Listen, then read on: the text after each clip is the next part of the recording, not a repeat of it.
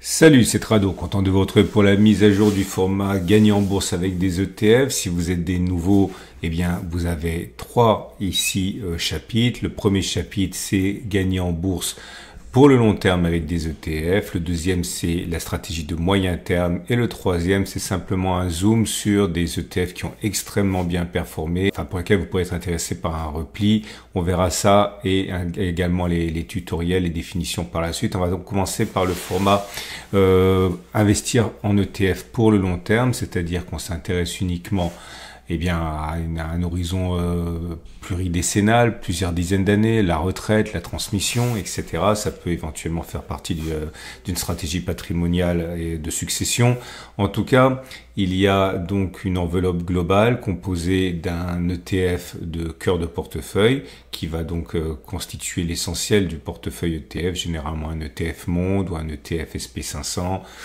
Plus rarement un ETF Europe, et vous allez agrémenter ça d'un ensemble d'ETF satellites qui vont colorer, donner une image particulière selon vos convictions.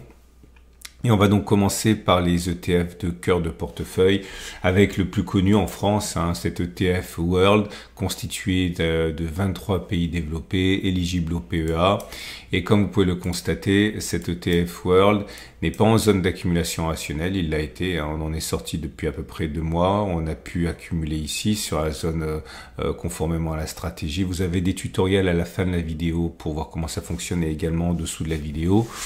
On n'est pas en zone d'accumulation rationnelle pour cet ETF. Pareil pour le ETF World constitué de 23 pays développés et des actions des 24 pays émergents.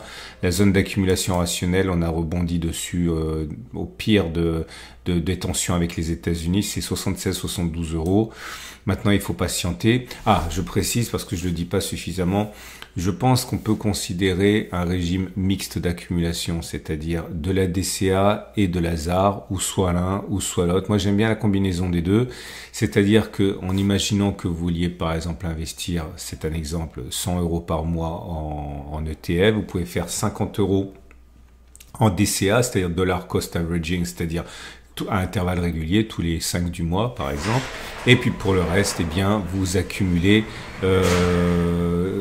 sur des zones d'accumulation rationnelle pendant les baisses pour réduire au maximum votre prix de revient unitaire. L'objectif étant à la fois d'accumuler dans le sens à épouser l'évolution historique des ETF et de bénéficier de la tendance généralement montante, et puis de renforcer avec les zones d'accumulation rationnelle pendant les soldes.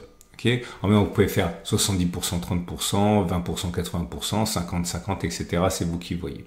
En tout cas, là, la poche zone d'accumulation rationnelle n'a pas à être sollicitée, reste la poche naturellement DCA. La dernière fois qu'on a sollicité la poche zone d'accumulation rationnelle, je le répète, c'était ici. SP500, beaucoup mettent le SP500 en cœur de portefeuille et à juste titre, en ce sens que c'est très dynamique et on n'est pas en zone d'accumulation rationnelle. La zone d'accumulation rationnelle, c'était 55,00, 48,30. Là, on est sur des niveaux records. C'est pas le moment d'accumuler en accumulation rationnelle, mais par contre, je le répète, c'est la porte ouverte pour des accumulations de type DCA lorsque la date sera arrivée, d'ailleurs peut-être maintenant. On passe au Nasdaq, qui lui aussi sur des niveaux records. On n'a jamais coté aussi haut et effectivement, la zone d'accumulation rationnelle qui a fait l'objet d'une accumulation, c'est-à-dire 19,250, 16,600, eh bien s'éloigne, on a rebondi depuis les plus bas, on a déjà rebondi de plus de 40% quasiment à l'espace de 2 mois. C'est un rebond absolument phénoménal. On n'est pas en zone d'accumulation rationnelle pour le Nasdaq. Attention, j'insiste, le SP500 et le Nasdaq, là, que je viens de mentionner, si vous êtes nouveau, ce sont pas des ETF, ce sont des indices, mais à vous de trouver les ETF qui correspondent à ça, il y en a des dizaines. Ceux qui veulent mettre de l'Eurostock 600, c'est-à-dire les 600 entreprises européennes majeures avec un ETF, par exemple celui-là, la Mundi Eurostock 600. On n'est pas en zone d'accumulation rationnelle. La zone d'accumulation rationnelle, c'est 236, 222 euros. Et la même chose, mais pour l'Eurostock 50, donc plus concentré encore. On n'est pas en zone d'accumulation rationnelle. La dernière fois qu'on a fait de l'accumulation rationnelle, c'était sur cette zone, 184, 165 et depuis rien. Reste encore une fois, je le répète, la DCA, mais on n'est pas actuellement en zone d'accumulation rationnelle. On termine avec le CAC 40 qui n'est pas véritablement un ETF de cœur de portefeuille, mais certains l'y mettent, alors j'en parle, mais on n'est pas en zone d'accumulation rationnelle. La zone d'accumulation rationnelle a été touchée il y a à peu près 9 semaines, 8-9 semaines, c'était 72,00, 68,00 points. Là aussi, je parle d'un indice, pas d'un ETF. Vous n'avez qu'à chercher les dizaines de propositions de ETF CAC 40, il y en a vraiment pléthore. Avant d'aller plus loin, je voudrais vous rappeler que avant d'investir dans un ETF, il faut savoir ce qu'il y a dedans. Et pour savoir ce qu'il y a dans un ETF, il faut regarder sa notice technique. Alors les notices techniques, je les ai toutes regroupées sur mon site. Je vous le montre, c'est ici. Vous allez sur Tradosor Trading. Et ici, vous avez un lien en dessous de la vidéo. Et si vous cliquez sur l'article qui s'appelle Gagner en bourse avec des ETF, donc le format que vous regardez, vous allez avoir ici toutes les notices selon le code couleur. Ce qui est bleu, c'est ce qui est actuellement en zone d'accumulation rationnelle dont je parle, là actuellement format 1. Ce qui est en rose, c'est ce qui est en début de phase 2, hein, ce dont je vais parler dans le chapitre 2. Et ce qui est en jaune, c'est ce qui est en forte croissance, et c'est ce dont je vais parler dans la phase 3. Donc, par exemple, si je clique sur actions au dividende, vous allez arriver ici avec la notice technique, les actions, etc. Donc, il faut vraiment faire l'effort d'aller regarder ça si vous voulez pas investir en aveugle. Et puisque je l'ai sous les yeux, si vous voulez passer par mon partenaire Trade Republic, vous avez ici une bannière, et si vous cliquez dessus, vous allez pouvoir regarder tout ce qu'il y a pour vous, notamment la carte de paiement, les avantages de passer par Trade Republic avec des ordres à 0 ou 1 euro, avec le plan d'épargne en PEA, avec le cashback, on vous rembourse un pourcentage de ce que vous dépensez. Bon bref, c'est une banque, c'est régulé, c'est allemand. Si vous voulez passer par eux, n'hésitez pas à utiliser mon lien. C'est un lien qui est traqué, donc je gagne pas de l'argent quand vous ouvrez un compte, mais bon, c'est un sponsor, donc c'est bon pour moi. N'hésitez pas à le faire. Ça me fait plaisir et ça soutient mon travail. Et ils ont un très bon moteur de recherche, ne serait-ce que pour ça. Et dernière chose, vous remarquerez que sur justement mon site, j'ai mis un petit article en début de semaine parce qu'on m'avait demandé, et certains sont horrifiés de voir que leur ETF SP500 par exemple a stagné alors que le SP500 lui a explosé à cause du taux de change. Donc là j'ai pris un exemple, le SP500 Edge a pris 27% sur des sommets, sur des records, alors que le ETF 500 normal n'est qu'à plus 21%, très loin de ces records. Bref, j'en parle, j'explique pourquoi ça arrive. N'hésitez pas, c'est juste en dessous de l'article dont je vous ai parlé là pour les notices techniques, hein. Également lien sous la vidéo. Donc on va passer maintenant aux ETF de conviction, toujours dans le format 1 qui est investir pour le long terme, et il y a très peu de choses en cœur de portefeuille. Souvenez-vous, hein, aux alentours du 7 avril, lorsque on avait 50-60 ETF en zone d'accumulation rationnelle, on a pu en profiter honteusement. Là il y a quasiment plus rien. Vous avez cet ETF qui est spécialisé dans les obligations d'entreprises internationales, qui est en zone d'accumulation rationnelle actuellement à 25,7, 25,0 si vous y croyez. Le secteur de la santé qui est en zone d'accumulation rationnelle pour cet ETF World Healthcare, en zone d'accumulation à 435, 400 euros.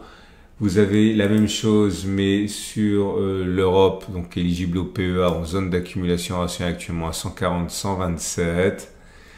Vous avez également, et pour terminer, cette Amundi économie ressources de base, qui est en zone d'accumulation rationnelle à 85,73, et c'est tout. Voilà, on est passé de 50 à 4, et malheureusement rien d'autre, hein.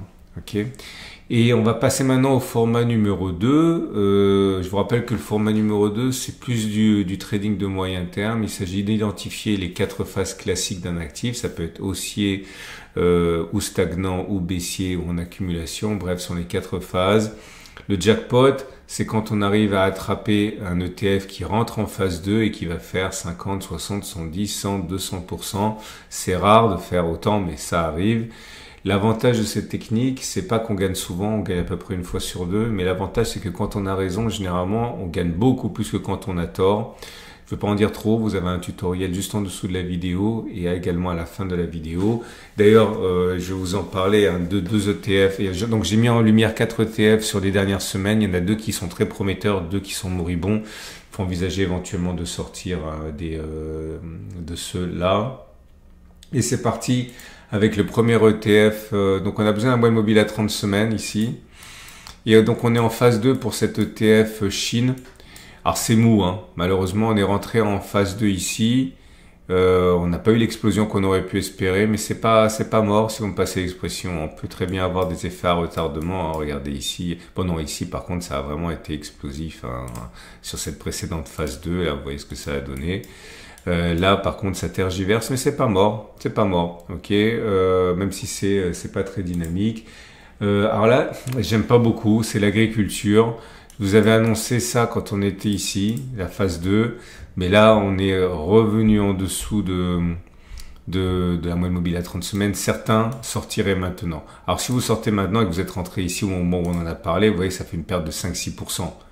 Ok, donc c'est pas très grave. À comparer, ça tombe bien, j'ai l'exemple sous les yeux. Quand ça fonctionne très bien, comme ici, vous voyez, on a pris entre le moment où on est rentré et le moment où on est sorti, au mieux, parce qu'on ne sort jamais au mieux, mais au mieux, on a pris 94%, vous voyez. Donc voilà, ça pourrait être un cas où on va perdre de manière minime et il faut accepter la perte. Ou alors vous restez, mais par contre, il ne faudra pas insister si on passe en phase 4. Et si on passe en phase 4, c'est si on clôture en dessous de cette zone. Donc si vous attendez que l'on clôture en dessous de cette zone, vous auriez perdu, bon, ça ne savez pas à quel moment vous êtes rentré, mais vous auriez perdu peut-être 15-16%. À vous de faire le choix, hein. Ça c'est des choix qui sont personnels, ça dépend de votre appétence pour le risque et pour la perte. Pareil pour boissons et nourriture, c'est décevant, on est rentré en phase 2 ici, et certains voudront sortir maintenant en encaissant une perte de 4-5%. C'est pas énorme, hein. Certains diront, allez, je laisse encore une chance au produit. La dernière fois que ça s'est produit, c'était ici, regardez, hein. Et là, évidemment, ça fait mal au cœur. Mais là, lorsqu'on a eu la phase 2, là aussi, vous voyez, on est sorti, on est re-rentré, on a clôturé sous la moyenne mobile à 30 semaines, et puis boum, on est reparti. Et au mieux, je dis bien au mieux, on a pu gagner 27% avant de clôturer sur la moyenne mobile à 30 semaines. Donc forcément moins du coup, hein. On serait sorti avec plus 14% uniquement. On est loin des 90% d'avant, mais bon, voilà, à vous de faire le choix. Mais là, ça devient critique, mais c'est pas perdu non plus pour la phase 2, même si objectivement, c'est très mal parti. Alors j'aime bien celui-là, je crois que c'est mon préféré. C'est pas un conseil, hein, c'est simplement visuellement il est bien. C'est le TF Amérique latine. Ok, regardez bien ce qu'il y a dedans, hein, dans la notice technique. En plus il est éligible au PEA celui-là, donc ça se tient bien au-dessus de la moyenne mobile à 30 semaines. Donc il n'y a aucune raison de sortir, bien au contraire. La dernière fois que ça s'est produit, alors ça s'est produit assez souvent, ça s'est produit ici, elle est entrée en phase 2. Et là, vous voyez, ça a été aussi violent, petite consolidation. On sait tout le mal qu'on lui souhaite. Et le dernier, c'est le Vietnam qui aussi est bien orienté. Enfin non, je dis des bêtises, j'ai confondu. C'est une phase de molle. Alors c'est pas perdu, mais ça devient un peu compliqué. La dernière fois que ça s'est produit, c'était là. Ok, et évidemment, c'était un peu plus attirant comme progression puisque on serait rentré ici.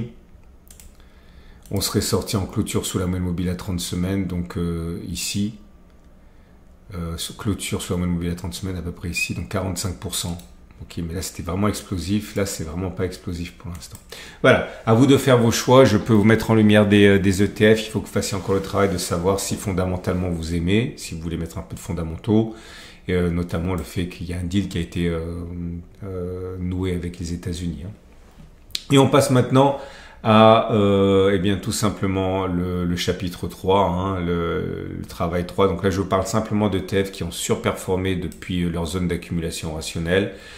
Vous voulez rentrer soit maintenant en profitant de la lancée, ou si ça vous fait peur, eh bien vous attendez que l'on consolide. C'est vous qui voyez, mais je mets simplement en lumière cette ETF MSCI World Technology. Donc ça, c'était les plus bas. Et on est en phase 2. On est revenu en phase 2. Vous avez un ETF métaux physiques précieux, donc vous allez retrouver, ça je l'enlève parce que c'est vous qui mettez où vous voulez votre point d'entrée. Donc la phase 2 était là justement, vous voyez, regardez comme ça a été explosif. Si vous aviez utilisé la méthode par phase, On en est à 35% en un an. Bon, on est bien lancé. À vous de choisir si vous voulez rentrer maintenant ou attendre une consolidation. Cet Amundi est spécialisé sur les entreprises européennes. Pareil, depuis l'entrée en phase 2, on en est à 40-50%. Maintenant, à vous de voir si vous voulez rentrer maintenant ou attendre une consolidation. Un iShares éligible au PEA sur les grandes et petites capitalisations européennes. Là, depuis l'entrée en phase 2, regardez ça, hein, ça a été vraiment une très belle séquence. On a pris jusqu'à... On en est... honnêtement, là, ça aurait été un peu plus compliqué parce qu'on aurait été sorti ici, ou ici, ou ici. Mais voilà ce que ça a donné. Et là, on est en phase 2. Et ça aurait été piégeux d'ailleurs. Hein. Ça, c'est un cas qui est pas facile. Je préfère vous le montrer pour vous montrer que c'est pas toujours facile. Là, ça aurait été beaucoup plus simple. Hein. Bref, très belle phase de hausse. Vous attendez ou vous rentrez maintenant comme vous voulez. Les ETF à haut dividende éligibles au PEA, actions européennes en phase 2. Le nucléaire et l'uranium, pareil, très belle progression depuis 2-3 mois.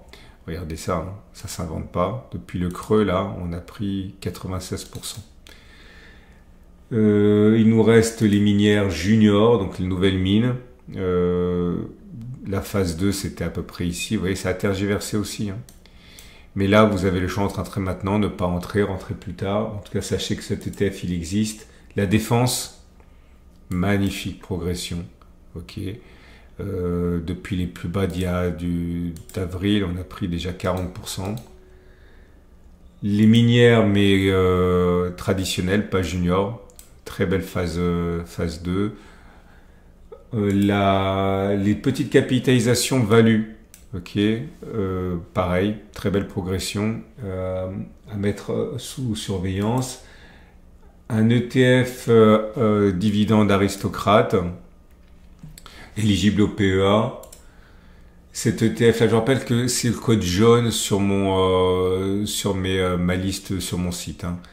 Quality Dividend, encore un ETF orienté dividende. Et pour terminer, non, c'est pas pour terminer, c'est pas vrai, il y en a d'autres. Vous avez cet ETF net zéro ambition, climat net zéro ambition, bon, ETF qui pollue pas beaucoup, clairement, enfin les entreprises qui polluent pas beaucoup. L'assurance, ça fait une très belle séquence. Regardez ça, hein. Là, c'est vraiment la phase 2 de rêve. Vous voyez, ça peut tergiverser. Phase 1, phase 2. Là, on serait sorti. Et puis, si on était sorti, on serait re-rentré ici, à mon avis. Ok. Et regardez comme c'est beau. Le DAX, et oui, parfois l'indice lui-même fait des choses magnifiques. Si vous voulez attendre un retour en consolidation ou acheter maintenant, c'est vous qui voyez. Faut pas forcément attendre un retour en consolidation. Regardez un peu ici. Hein. Imaginons, je dis au hasard, que vous soyez arrivé ici. Ok. Voilà, à 35%, ben, vous seriez sorti, mais pour simplement voir les cours aller plus haut. Hein. Donc, il n'y a pas de recette miracle. Les économies de l'Est, hors Russie, très jolie progression en phase 2. Et là, par contre, c'est la fin avec cette iShares spécialisée dans l'aérospace, l'aérospatiale et la défense. Voilà, on a terminé. Merci infiniment pour votre fidélité. Vous pouvez liker, ça me fait plaisir. Vous pouvez vous abonner pour pas louper les mises à jour. Vous pouvez aller sur mon site pour aller regarder l'article sur hedger, pas hedger et comprendre ce qui vous arrive. Et puis c'est tout. Rendez-vous donc samedi prochain pour la mise à jour.